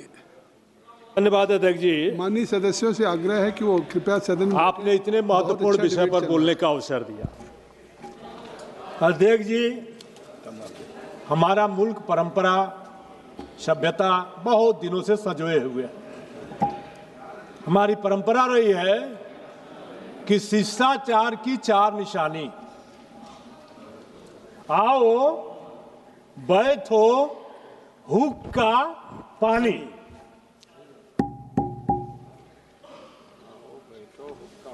सभापति जी, 17वीं शताब्दी में पुर्तगाल से तंबाकू आया। हमारे देश में उसका विकल्प लोगों ने तेदू पत्ता निकाल लिया। वो सिगरेट में भरने के लिए लाए थे, तेदू पत्ता में भर करके बीड़ी बना ली और फिर उसे सभापति जी 1899 के दक्कन में जब भीषण अकाल के बाद बीड़ी का उत्पाद प्रमुख हुआ और यह सभी जात वर्ग के बाधाओं को तोड़कर हुक्के की शक्ल लेने लगा। स्वदेशी आंदोलन ने इसमें 4 चांद लगा दिया और स्वदेशी आंदोलन से प्रभावित होकर के देशी अपनाने में इसका काफी प्रसार हुआ। स्वतंत्रता संग्राम के दौरान बीड़ी उद्योग भारतीय समाज के सभी वर्गों को शामिल करने लगा और भारत की अर्थव्यवस्था का एक महत्वपूर्ण हिस्सा बन गया। महोदय, दूसरे विश्व युद्ध के दौरान बीड़ी भारतीय सैनिकों के राशन में भी सम्मिलित थी। इसी से इसकी महत्ता समझ सकते हैं। महोदय, मैं उधर नहीं जाना चाहता। यह व्यवसाय रोटी व्यवसाय शौक और आफत। माननीय मंत्री जी, यह क्षेत्र गरीबों की रोटी का भी इंतजाम करता है। 4 बजे भोर में उठकर तेंदू पत्ता तोड़ने वाली महिला, उसकी रोटी चलती है, जिसमें हमारे मुल्क की आदिवासी दलित इलाकों के गरीब उससे जीविकोपार्जन करते हैं। दूसरा, उसे मैं आ रहा हूं व्यवसाय पर भी, और व्यवसाय की जो स्थिति है, इससे कुछ लोग व्यवसाय भी करते हैं और कुछ लोगों का शौक भी है। सब एक दूसरे से जुड़ा है मंत्री जी। और अंत में आफत आती है। हम उत्पाद करते हैं, पैकिंग के समय उस पर लिख देते हैं ये जानलेवा है, पैकिंग के समय लिख देते हैं इसमें कैंसर है। पैकिंग के समय उत्पाद भी करते हैं, पैकिंग भी करते हैं। विषय यह है कि इस पर जो हम कर लगा रहे हैं, उस कर से जिसकी रोटी चल रही थी उसको कितना लाभ हो पाएगा, क्योंकि वह तो वहीं रहेगा। अगर वो नहीं वहां रहता है तो मैं आपसे कहना चाहता हूं सभापति महोदय कि व्यवसाय जहां जहां हमने कर बढ़ाया है, शराब को देख लीजिए, बिहार और गुजरात में शराब बंदी हुई, वहां शराब बंदी हुई, शराब महंगी हो गई, शराब महंगी हो गई, कालाबाजारी बढ़ी और शराब वहां महंगे दामों पर मिलने लगी। तो जो बड़ा प्रश्न है वो ये प्रश्न है 2-3 चीजों का कि अगर कर बढ़ाने से हम कह रहे हैं कि स्वास्थ्य सुधरेगा, अवैध कारोबार बढ़ेगा, ये तो मैंने देख लिया। कर बढ़ा करके कर बढ़ाया और उसके बाद उसमें कालाबाजारी कितना बढ़ी। दूसरा प्रश्न, छोटे उद्योग और मजदूरों का क्या होगा। तंबाकू, बीड़ी, पान मसाला, फ्लेवर इंडस्ट्री से लाखों किसान जुड़ा हुआ है। आप कह रहे हैं कि इस बजट से जो आय होगी हम प्रदेशों को देंगे। अगर प्रदेशों को देंगे और उस आय को हम स्वास्थ्य पर खर्च करेंगे, आग्रह करता हूं, आभारी हूं मंत्री जी आपका, आप लगी हैं, अच्छा काम कर रही हैं, लेकिन ये जितनी आय हो रही है इस व्यवसाय में लगे कृषि विभाग को दे दीजिए और कृषि विभाग से कहिए कि यह किसान को दे और किसान को दूसरी तरफ मोड़े, किसान को दूसरी तरफ मोड़े, तब जाकर के इसमें किसान का भला होगा और इस विपत्ति से छुटकारा मिलेगा। तीसरा प्रश्न है, सरकार यह कह रही है कि पैसा स्वास्थ्य और सुरक्षा पर खर्च होगा, लेकिन पिछले वर्षों में लगे सैकड़ों करोड़ शेष का कितना हिस्सा नशा मुक्ति कार्यक्रमों में लगा? कितने हेल्थ सेंटर बनाए गए? कितनी जागरूकता मुहिम चली? सार्वजनिक, यह सच है कि सार्वजनिक जानकारी केवल उसी को जन्म देती है जहां पर एक कोरम सा पूरा हो जाता है सावधानियों का। कैंसर से लोग मर रहे हैं, इसी उत्पाद की बदौलत आप ही कह रहे हैं कि 27% तक कैंसर से लोग मर रहे हैं। मर तो बिना तंबाकू वाले भी मर रहे हैं, लेकिन जिस लाभ होगा, इस कर से जो लाभ होगा, उस कर से रोटी जिसकी चलती थी उनका क्या होगा? इस कर से जो इस व्यवसाय में लगा व्यवसायी है उसका क्या होगा? इस कर से जो शौक पाले हुए हैं, शौक का, और जो आफत आई हुई है, क्या इसकी इस बीमारी, इस आय से होने वाले, इस उत्पाद से होने वाले आय को हम कैंसर पीड़ितों पर खर्च कर पाएंगे? उन्हीं को दे दें, कैंसर पीड़ित जो रोटी इस व्यवसाय में जुड़े हैं। अंत में मेरा एक प्रश्न है कि इस बिल को तुरंत संसदीय समिति को भेजा जाए, इसका स्वास्थ्य, सामाजिक और आर्थिक प्रभाव का विस्तृत अध्ययन किया जाए, एमएसएमई, कुटीर उद्योग और छोटे उत्पादकों के लिए विशेष राहत प्रावधान जोड़े जाएं, हेल्थ सिक्योरिटी शेष को पारदर्शी और जनहित में व्यय सुनिश्चित किया जाए। जब तक ये सुधार नहीं होंगे, हम इसमें और सुधार की मांग करते हैं और यह कहते हैं कि इस बिल को निश्चित तौर पर स्टैंडिंग कमेटी में भेजा जाए, ताकि हर इससे प्रभावित होने वाले हर पक्ष की बात संज्ञान में आ सके। धन्यवाद। श्री दर्शन सिंह चौधरी जी। धन्यवाद अध्यक्ष महोदय जी। आज मैं इस सदन के समक्ष एक ऐसे विषय पर अपनी